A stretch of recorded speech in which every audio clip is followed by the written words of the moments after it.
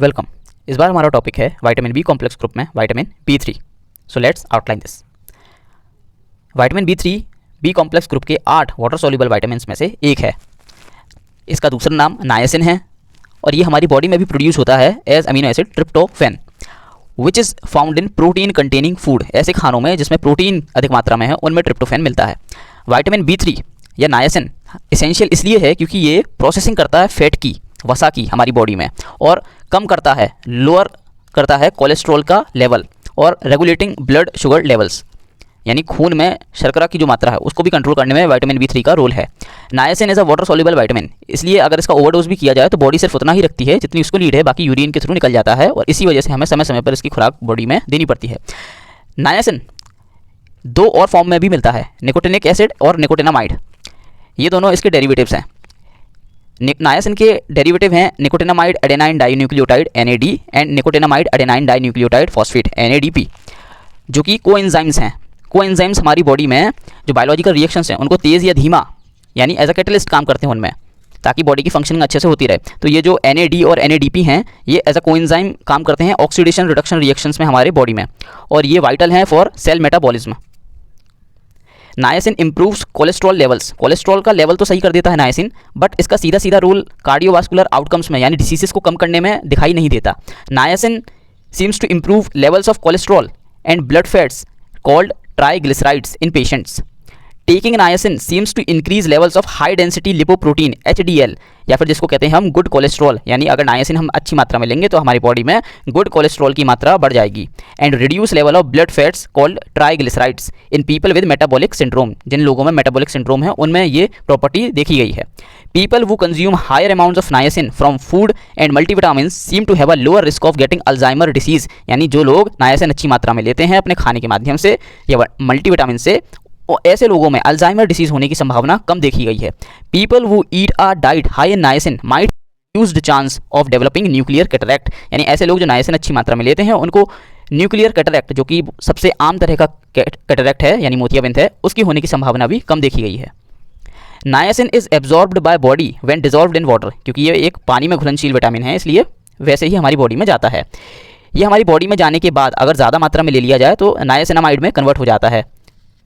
Niacin is required for the proper function of fats and sugar in the body and to maintain healthy cells, यानी cells को healthy रखने में इसका role है, और fats की प्रोसेसिंग में और शुगर की प्रोसेसिंग में। At high doses niacin might help people with heart disease because of its beneficial effect on clotting, यानी क्लॉटिंग को रोकने में भी इसका रोल दिखाई देता है, जो कि हार्ट डिसीज वाले पेशेंट को हेल्पफुल हो सकता है। Niacin specially in higher doses can cause liver damage, पर अगर हाई डोज में नायसिन लिया जाए तो ये लिवर डैमेज का कारण भी बन सकता है। Taking niacin along with other herbs और supplements that might harm the liver could increase the risk. Niacin might lower blood pressure. Niacin blood pressure को भी कम कर सकता है, इसलिए इसको ऐसी दवाइयों के साथ या नायसिन वाले सप्लीमेंट्स ऐसी दवाओं के साथ नहीं लेने चाहिए जो कि ब्लड प्रेशर को कम करते हैं, नहीं तो ज़्यादा कम होने से दिक्कत हो सकती है। Niacin might slow blood clotting. Niacin blood की क्लॉटिंग की जो प्रोसेस है उसको धीमा कर देता है। So better not to take with other supplements medicine which have similar effect.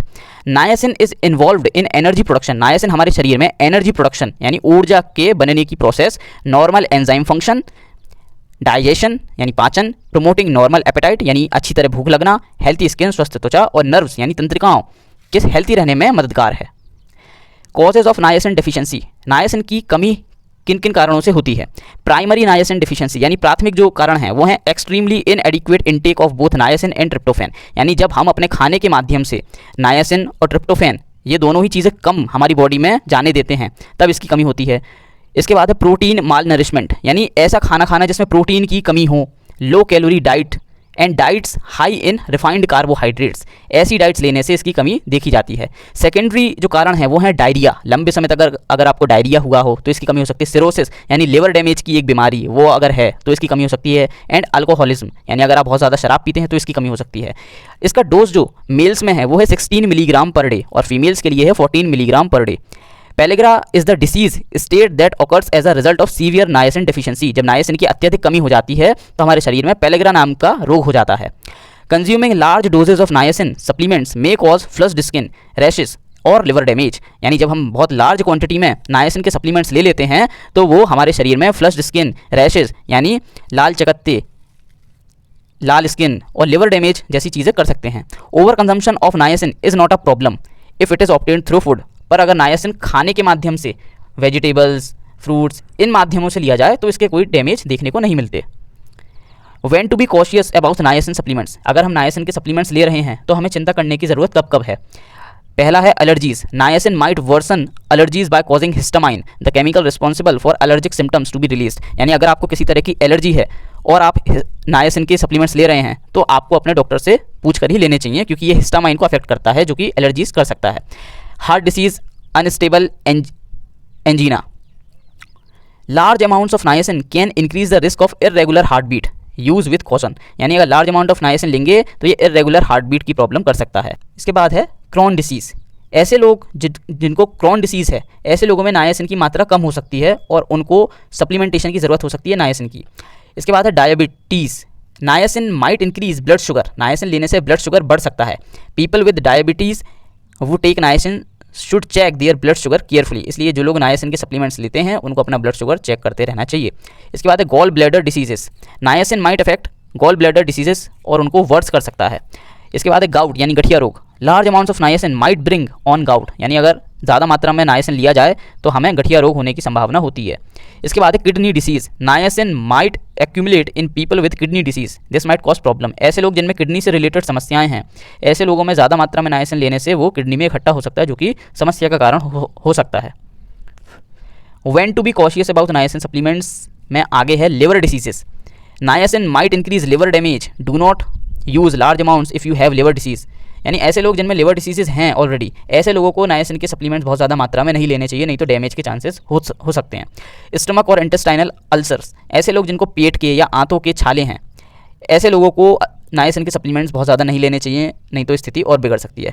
Very low blood pressure, ऐसे लोग जिनका ब्लड प्रेशर लो रहता है, ऐसे लोगों में niacin might lower blood pressure, niacin भी ब्लड प्रेशर कम करता है, तो ऐसे लोगों को नायसिन ज़्यादा नहीं लेना चाहिए, नहीं तो ज़्यादा ब्लड प्रेशर कम हो सकता है। थायराइड डिसऑर्डर्स, ऐसे लोग जिनमें थायराइड से जुड़ी समस्याएं हैं।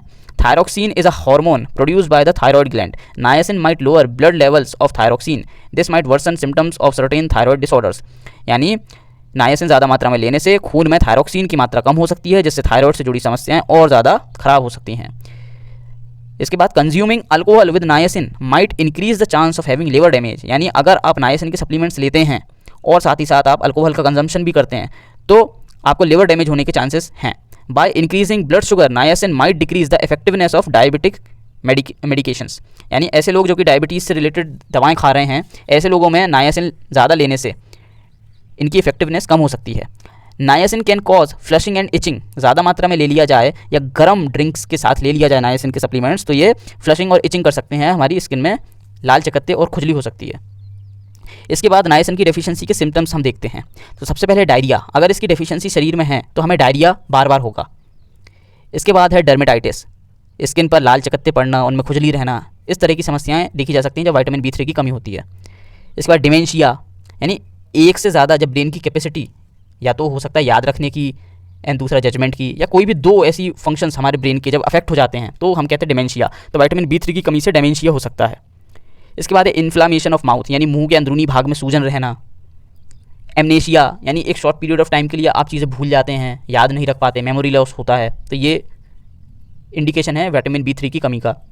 इसके बाद है डिलीरियम, इसमें कॉग्निशन यानी हमारी समझ, जो हमारी सोचने की शक्ति है, हमारे आसपास के वर्ल्ड से इंटरेक्ट करने की क्षमता है हमारी, वो अफेक्ट हो जाती है। सर्केडियन रिदम यानी सोने का जो पैटर्न है वो अफेक्ट हो जाता है, ये अगर है तो ये विटामिन B3 की कमी का कारण है। विटामिन B3 की कमी का अगला सिम्टम है इरिटेबिलिटी, यानी चिड़चिड़ापन रहना। पुअर कंसंट्रेशन, यानी कि फोकस ना कर पाना माइंड को एक जगह। एंजाइटी, यानी हर वक्त चिंता, एक डर, ओवर थिंकिंग करते रहना। फटीग, हर समय थकान रहना। रेस्टलेसनेस, यानी कभी भी दिमाग शांत ना रह पाना, हर वक्त कुछ ना कुछ करना, कुछ ना कुछ सोचना, शांत बैठ ना पाना। एपैथी, यानी असंवेदनशीलता, अगर आप दूसरों से कटा कटा महसूस करते हैं, जुड़ नहीं पाते, आई डोंट केयर, इस टाइप की अगर मेंटेलिटी आपकी हो चुकी है तो वो एक सिम्टम है कि विटामिन B3 की कमी है। इसके बाद डिप्रेशन, आप जब दूसरों से कटे कटे रहेंगे, दूर रहेंगे, एकांत में अकेले ही रहेंगे तो हो सकता है आपको डिप्रेशन हो जाए, जो कि विटामिन B3 की कमी के कारण हो सकता है। पेलिग्रा, जो रोग होता है विटामिन B3 की कमी से, वो कुछ इस तरह दिखता है, ये हाथों में हो सकता है, आपके नेक के अराउंड हो सकता है, या पूरी बॉडी में कहीं भी हो सकता है। इसमें लाल चकत्ते होते हैं, स्केली रेजन्स बन जाते हैं, तो इस तरह से पेलेग्रा दिखता है। अब कुछ फूड सोर्सेस हम देखते हैं नायसिन के। पहला है ब्राउन राइस। अगर हम नॉर्मल 1 कप लेंगे तो हमें 32% of daily requirement of B3 मिल जाएगा। अगर हम कुक कर लेंगे 1 कप तो 16% मिलेगा। कॉर्न मील यानी मक्की का दलिया, 1 कप अगर लेंगे तो 28% of daily requirement of B3 मिल जाएगा। वाइट राइस, सफ़ेद चावल, अगर नॉर्मल 1 कप लेंगे तो 28% ऑफ डेली नीड मिलेगा, और अगर कुक कर 1 कप लेंगे तो 15% ऑफ डेली नीड मिलेगा। वाइट बटन मशरूम, अगर 1 कप लेंगे कुक कर तो 47% हमें डेली नीड का मिलेगा। किडनी बीन्स स्प्राउट्स यानी राजमा के स्प्राउट्स बनाकर अगर लेंगे 1 कप तो 34% ऑफ डेली नीड मिलेगा। पी स्प्राउट्स, मटर के स्प्राउट्स बनाकर अगर लेंगे 1 कप लेंगे तो 23% मिलेगा, और अगर कुक कर लेंगे 1 कप तो 20% ऑफ डेली नीड मिलेगा। स्वीट पोटैटो, अगर बेक कर एक मीडियम साइज़ लेंगे तो 17% ऑफ डेली नीड मिलेगा। येलो स्वीट कॉर्न, अगर 1 कप लेंगे तो 16% ऑफ डेली नीड मिलेगा। बेक्ड पोटैटो यानी आलू को भूंज कर अगर लेंगे एक मीडियम साइज़ तो 17% ऑफ डेली नीड मिलेगा। पीनट्स, अगर रॉ ऐसे ही लेंगे नॉर्मल 1 ओस तो 21% ऑफ डेली नीड मिलेगा, और अगर ड्राई रोस्टेड सुखाकर भूंज कर अगर खाएंगे 1 ओस तो 25% ऑफ डेली नीड मिलेगा। लेंटिल्स यानी दालें, अगर कुक कर 1 कप लेंगे तो 13% ऑफ डेली नीड मिलेगा। फ्रेंच ब्रेड, अगर 1 स्लाइस लेंगे तो 42% of daily requirement of B3 मिलेगा। टेमरेंड यानी इमली का पल्प अगर लेंगे 1 कप तो 15% of daily requirement of B3 मिलेगा। गुआवा, अगर 1 कप लेंगे तो 11% ऑफ डेली नीड मिलेगा। नॉन वेज सोर्सेस में देखते हैं तो रोस्टेड चिकन ब्रेस्ट अगर 1 कप लेंगे तो 120% ऑफ डेली नीड मिलेगा, और रोस्टेड चिकन लेग अगर लेते हैं तो 97% ऑफ डेली नीड मिलेगा। पोर्क 1 चॉप अगर लेंगे तो 95% ऑफ डेली नीड मिलेगा। लैम्ब लिवर 3 ओज लेंगे अगर तो 89% ऑफ डेली नीड मिलेगा। सनफ्लावर सीड्स अगर 1 ओज लेंगे तो 15% ऑफ डेली नीड मिलेगा। राइस ब्रान अगर लेंगे 1 टेबल स्पून तो 16% of daily need vitamin B3 मिलेगा। मिलेट्स, कुक्ड पर्ल्ड बार्ले फ्लावर, अगर 1 कप लेंगे तो 34% ऑफ डेली नीड मिलेगा। कुक्ड पर्ल्ड बार्ले 1 कप अगर लेंगे तो 20% ऑफ डेली नीड मिलेगा। कुक्ड एमरैंथ अगर 1 कप लेंगे तो 4% ऑफ डेली नीड मिलेगा। और होल व्हीट पास्ता अगर लेंगे 1 कप तो 23% ऑफ डेली नीड मिलेगा। सो ये था नाइसिन के बारे में, हमने इसके बारे में सब कुछ डिस्कस किया, and we have just outlined vitamin B3। So I hope आपको वीडियो इन्फॉर्मेटिव लगा हो। अगर आपको वीडियो अच्छा लगा तो वीडियो को लाइक करिए, शेयर करिए, एंड चैनल को सब्सक्राइब ज़रूर करिए। देखने के लिए थैंक यू।